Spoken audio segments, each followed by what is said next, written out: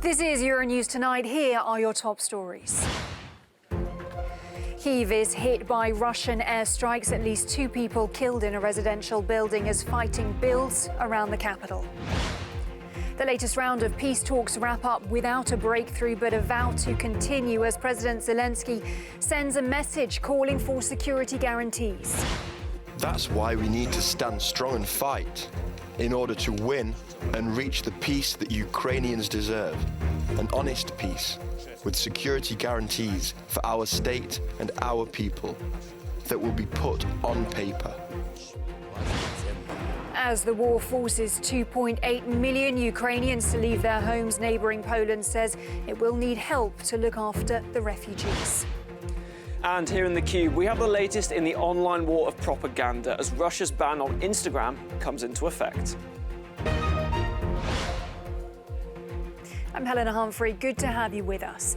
We start in Kyiv, where at least 3 people have been killed as Russian missile fire targeted various neighbourhoods in the capital. 1 person was killed by shrapnel from a blast in the Kurenivka district, while in the Obolon district in the north of the city, 2 people died. At least 10 others were wounded when an apartment block was shelled.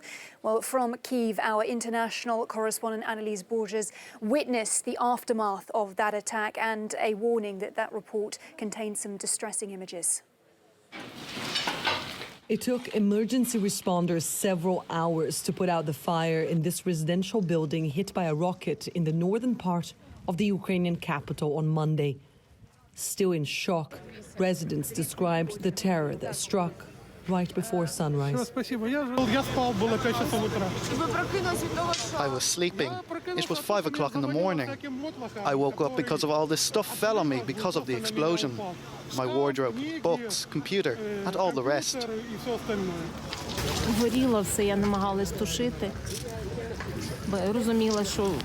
I went to the balcony and tried asking for help, but I knew I had to continue trying to stop the fire. I wet towels and covered my face so I wouldn't suffocate. The firemen came up to my apartment. We came down with my mum on the ladder. The Obolon district was not the only residential area hit in the early hours of the day. Fragments of a missile also fell on the street in the Kurenivka district, killing 1 person and wounding 6 others. Local authorities here say these are yet more examples of the nature of Russia's tactics.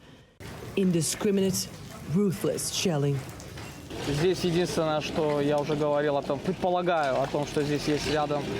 I assume that the main target was a bakery, which is in this area. We know that Russians tend to attack social infrastructure, so they can push the city into a humanitarian collapse.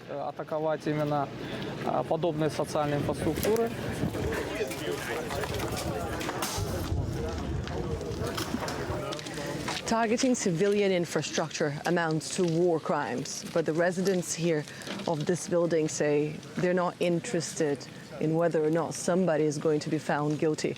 Their main priority now is to find a new home. Annalise Borges in Kyiv for Euronews. Well, we just saw our international correspondent Annalise Borges there in that report. We can now bring her in from the Ukrainian capital. Good to see you, Annalise. Bring us up to date with the latest where you are there in Kyiv and also the mood after that bombardment that we saw.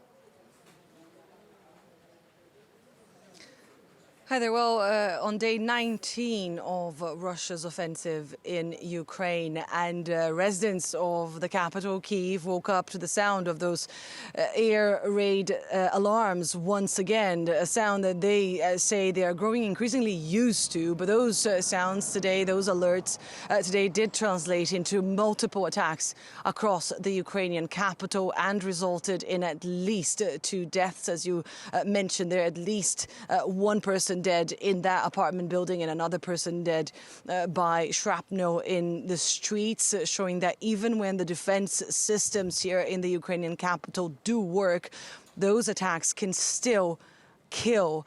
As for the mood, well, this is a very different city from when I was last here before the war started. It's a somber mood. Half of the 3 million inhabitants of Kyiv have now left the city. And those who stayed, they say that they're trying the best they can to resist and to defend the Ukrainian capital. Pretty much everyone is involved in the resistance movement in one way or another. Just to give you an idea, the mother of my producer is currently cooking meals for soldiers, and her father is now trying to protect the university he used to teach at. Meanwhile, of course, Russian forces continue to advance. We are getting reports of fierce fighting in the outskirts of Kyiv, and indeed we can actually hear loud sounds of explosions getting closer to the city center. Russian troops seem to be wanting to encircle the Ukrainian capital. They are advancing from the east and from the northwest of the city. Annelise, you mentioned those resistance efforts, and we know that Ukrainians have really been clinging on to those addresses from President Zelensky. They've been a source of inspiration for many. They've also been a key part of his strategy. So what's the latest that we've heard from the president? Indeed, it's quite interesting to witness how many Ukrainians will tell you that they weren't too happy about Volodymyr Zelensky before the war started, but the very fact that he stayed here, that he didn't flee the country, and of course these daily addresses trying to motivate people, trying to motivate troops, but also this civil resistance movement, really seem to indicate that people are growing increasingly fond of him and say that he can be indeed a leader. Today he was supposed to address the European Council, but that appearance was cancelled, and he later released a video message, a message of defiance addressing Ukrainians, calling on them to hold on, to fight on, for victory would be theirs.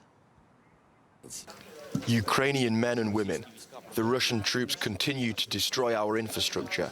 They continue to carry strikes in our cities, Kiev and the Chernihiv region, Sumy and Kharkiv, the south and Donbass. But know that we will rebuild everything. We will restore every street of each city, every house and every apartment of every Ukrainian.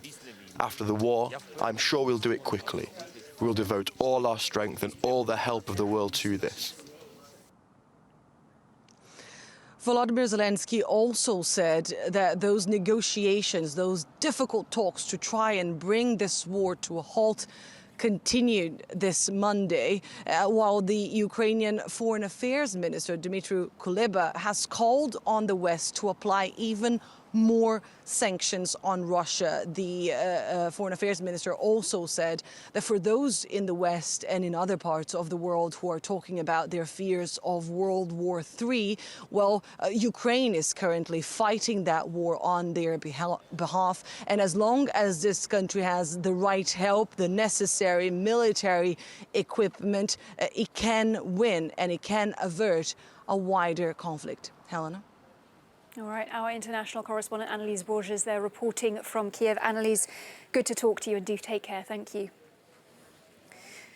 Well, for more updates on those peace talks, we can cross over now to Brussels. We can bring in our correspondent there, Shona Murray. Shona, good evening to you. Diplomatic efforts continue despite distressing scenes that we're seeing, obviously, in Ukraine. President Zelensky delivering a message to the Council of Europe, also Russia and Ukraine holding the fourth round of peace talks. But at this stage, are talks having an impact?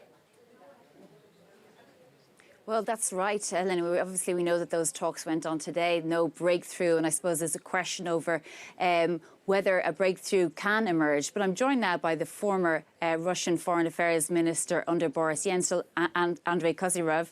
Andrei, thank you very much for joining us this evening. First of all, what do you think at this point can materialise in relation to those talks? I beg your pardon. What at this point? Do you think can materialise from the ongoing talks between Ukraine and Russia? Oh, the talks. I'm sorry. Nothing. It's just a show, and they will not negotiate until they know for sure that they are losing in Ukraine, the Russians. That's the usual approach. They understand only force. They tried force on their side, and they meet now with unexpected resistance from the Ukrainians and from the West, also with sanctions, which could be stronger, but it's strong enough probably for the moment. So, but they did not exhaust yet all the strategy of terror and all the strategy of the military bulldozer, as some are called. It's a policy of hotheads, and only when they get a punch back, strong punch back, which soon probably is coming, they will start to think of ways to negotiate or escape. So when you say they haven't exhausted everything, what do you mean is left for Putin to use, seeing as he's also asked for support from China, for example? Yes, he's definitely in desperate position. China, and most ridiculous, of course, are those so-called volunteers from Syria, those losers who could not sustain their own fight in Syria and and they are probably stooges, if not mercenaries, of Iran. So that failed state, failed regime now sends troops to fight on Russian side. I mean, it's disgusting, of course, and it's ridiculous, but it is a signal of their desperation. And China, I very much doubt that China would ever jump to a military conflict, or China is not an ally of Russia. China is, they are following their own interest, and their interest, of course, was and probably still is that Russia, that Putin kind of harasses the West because that serves Chinese interest, since they are in growing controversy with the West, and that if Putin, the more Putin disrupts Russian economic relations on the Western side, so to say, then he is crawling, begging to China, and it already started. And be sure that Chinese are now good businessmen, and they will ask for considerable discount for Russian raw materials, which they are mostly buy raw materials from Russia. Do you think, you just mentioned there that force is inevitable. Do you think that NATO is going to have to get involved with this fight for it to end eventually?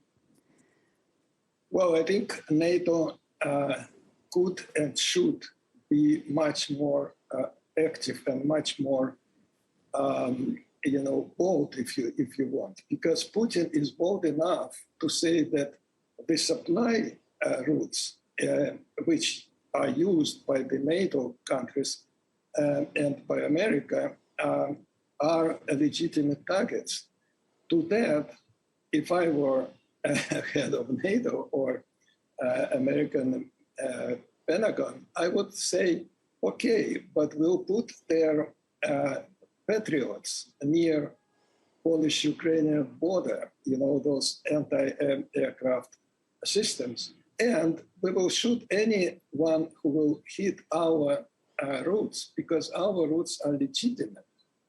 They are in response to legitimate government in Kiev, and your aggression is illegitimate. So we have much more, NATO has much more ground, moral, political ground, to show the resolve to use force in defense of their own routes, which are absolutely, and on those routes, their are not only weapons, but there are medical supplies. There could be a medical personnel who helps to train to use this medical equipment and many other things. So if they hit, they say it's a legitimate target, then many probably Poles and many Europeans and many Americans might be hit because they are supporting, they are following those equipment, like medical equipment. Okay. That's inadmissible. I would prohibit that if I were on NATO side. So there is room, and there is also room for Europeans with some sanctions, much more sanctions, because these sanctions which are now imposed on Russia, they are prolonged. You know, it takes time. It's minimum 1 or 2 months before they start felt. But something immediately could be done. Okay, Andrei Kozyrev, former Russian Minister for Foreign Affairs under President Boris Yeltsin, thank you very much for joining us this evening. And back to you in studio, Helena. Shona, thank you. Well, still to come as the war enters its third week and more cities are targeted by air. We will be discussing Russia's military strategy after the break. Welcome back. As we approached 20 days since the beginning of Russia's invasion of Ukraine, many urban areas continue to be besieged by Russian forces. I want to bring in Patrick Berry now. He is a senior lecturer in security at the University of Bath in the UK, and he's also a former NATO research analyst. Welcome, Patrick. Good to have you with us. To begin with, give us a broad sense of how Russian forces are doing in the east of Ukraine, in the south and the north. Good evening, Helena. Yeah, I think really what we've seen is seeing your earlier reports as well from Kiev. The northern pincer centred on Irpin to the northwest has halted for the moment. We heard some reports of heavy fighting. From my own open source intelligence that I'm monitoring, there was some reports of reconnaissance elements happening there. So remains to be seen exactly what's going on there. But certainly over the last 4 or 5 days, Russian forces in the north have been reorging, is what we'd call it in the military.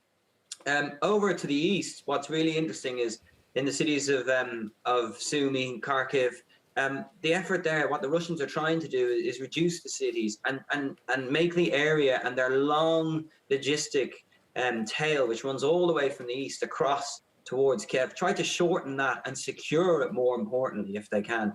And hence why these cities like Sumy and Kharkiv holding out against ferocious bombardment is actually really important, not only from a morale sense for the Ukrainian people and those resisting, but also from a sort of logistical point of view. If they can secure those areas, the Russians can then hopefully secure their own lines. Because this is the Ukrainian strategy. They've been very smart, very adept, realizing the Russians overmatched them, letting the combat formations pass through in many cases, and then targeting the logistical tail, where the Russians suffer, we know, from a lack of trucks, for example. So they've actually managed to hold the heavier combat formations and force them to reorganize through their actions over in the east. Further down south, the Russians initially had more success there, and have obviously linked up between Crimea and the Donetsk-Luhansk area. But again, Mariupol is still holding out, and Mykolaiv is also holding out. And these are important cities which are holding back the Russian advance. There is the potential there for the Russians to potentially make a longer and quicker advance heading up towards Kiev north, which would runs the risk of encircling some of the better Ukrainian forces to the southeast. Right. Overall, why do you think that the Ukrainians are sort of managing to hold on, and what is halting the Russians' progress? Because you mentioned Irpin, Mariupol, Sumy, Kharkiv, all managing to hold on for now. What is behind the fact that Russia doesn't seem to be progressing as it had expected to? The Russians are struggling for numerous perspectives. Strategy is the art of the science as well of matching your political objectives, which is your ends, with your ways, how you go about fighting, and the means, the resources with which you have them. And the Russians' political objective at the start of the campaign was for the removal of Zelensky, installation of a friendly puppet government and a Ukrainian buffer. that was all based on an intelligence failure, which was that the Ukrainians wouldn't fight. So all their problems have emanated from that single problem. They've been forced to fight. They're not set up like this. From my sources and reading around this, you know, the young officers on the start line for the Russians the day before the invasion still hadn't been told what they were doing and where they were going. The whole point was to complete or maintain operational security and try to do a coup de main on Kiev. So with no plan and not telling your troops what they're going to do, guess what? They've actually faced a major obstacle. Within that, then you've got logistics problems I talked about. We've got command and control problems. We've got issues with communications. We've got a lack of air power. All these crucial things that you need for a successful invasion are not coming off at the moment. They are getting a little bit better. They are adapting, but the Ukrainians are also adapting and put up absolutely fierce resistance. And the new weapons that are coming in from the West are making it even more difficult for the Russians. So it's a whole load. It's basically a catalogue of errors based around an intelligence failure and then the failure to properly plan and resource the backup plan, as it were. All right, Patrick Berry, Senior Lecturer in Security at the University of Bath in the UK. Good to have your insights. Thank you, Patrick. Well, still to come, Matthew in the Cube has more on the Instagram ban in Russia. Amid the war in Ukraine, up to 80 million users have lost access to the popular social network. We'll have that story after the break. Hello again, good to have you along. A ban blocking users from Instagram has come into effect today in Russia, with up to 80 million people now cut off from the platform. Here's Matthew in the Cube with more. Indeed, Helena, as you say, as of midnight, Instagram has been banned in Russia amid a dispute between Moscow and its parent company, Meta. This was a dispute that escalated last week when Meta announced it would be relaxing its rules for users in Ukraine. People would now be allowed to express their anger or resentment towards invading military forces from Russia. That was contrary to Instagram and Meta's previous rules. Now, the company has since reiterated that it won't allow wider anti-Russian hate speech, nor, according to Reuters, will it allow calls for the death of a head of state. But as you can imagine, the decision to relax the rules, well, that sparked a strong reaction from Moscow. The Russian embassy in the United States described this as extremist activities, and the Russian government called for Instagram to be banned. That has now come into effect. As you can see from this graph from the internet monitoring service Global Check, Instagram widely available for the last 7 days up until today, when access has been restricted for many people in Russia. The Russian Duma, the state parliament, has itself announced that it will be moving to other alternative social media platforms. Now, Instagram is extremely popular among younger Russian users, but it's also a vital part of business for many small and medium-sized companies. A number of influencers have expressed their anger at this decision to ban Instagram. And Adam Mosseri, the CEO of the company himself, has said that this move cuts off 80 million people in Russia, not just from each other, but also from the rest of the world. And very soon, Instagram could also be joined by YouTube. The video sharing platform had said that it would be blocking access to Russian state media, and in response, Helena, Russia has said it could also now block YouTube in the country. Once again, we're seeing this information war play out as the Kremlin is scrambling to control the narrative about the war in Ukraine. Definitely a new frontier in this info war, as you say. Matthew, thank you so much. That's it. You're up to date. Plenty on the way later. See you then.